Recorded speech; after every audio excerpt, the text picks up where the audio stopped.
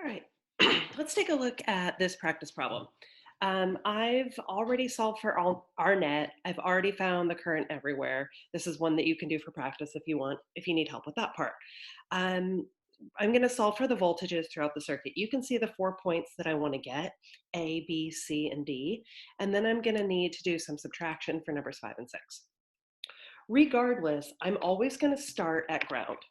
So at this point here, where I find the ground symbol, that automatically means 0 volts there. I'm going to go with the current. The current leaves the big end of the battery, so I know the current in this circuit is going clockwise. So going this direction, I can pick either one of these branches, either the left branch or the right branch, whichever one is more convenient. The one on the left is going to be more convenient. So the voltage drop across this resistor is going to be V equals IR. It has a current of 4 and a resistance of 10. So 4 times 10, it's going to lose 40 volts. From 0, losing 40 volts is going to leave me at negative 40 once I get across the resistor. It's going to stay negative 40 throughout all of this area until I get to the next resistor.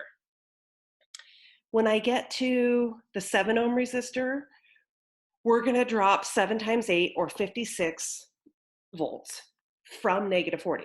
So negative 40 minus 7 times 8, negative 40 minus 56 leaves me at negative 96 volts right before the battery. When we get to the battery, we pick up voltage. We're going to pick up 200 volts. So negative 96 plus 200 tells me that once I get past the battery, we're at 104 volts. And it will stay 104 volts through all of this area until I get to another resistor. I need to go to B. So going this direction, the voltage I'm going to lose at the 22 ohm resistor is equal to 1.33 times 22. So 104 minus 1.33 times 22 leaves me at B with 74.7 volts. We're going to lose more at the 2 ohm resistor. I'm going to lose 2 times 1.33, leaving me with 72 volts here. I'm rounding a little bit there, but this point, 72 volts, should be the same as what I get to C. I can validate it by going a different branch to get to C. So if I start at 104 again, because remember it was 104 all the way through here, and I subtract the voltage loss in the 8 ohm resistor, 8 times 4, 104 minus 32 gives me indeed 72 volts at C.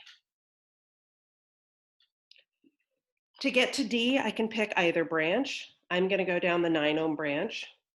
So 72 minus 5.33 times 9 leaves me with 24 volts here. Again, I went this direction. Now for my last resistor, I'm going to lose 8 times 3, which is 24. 24 minus 24 gets me back to 0.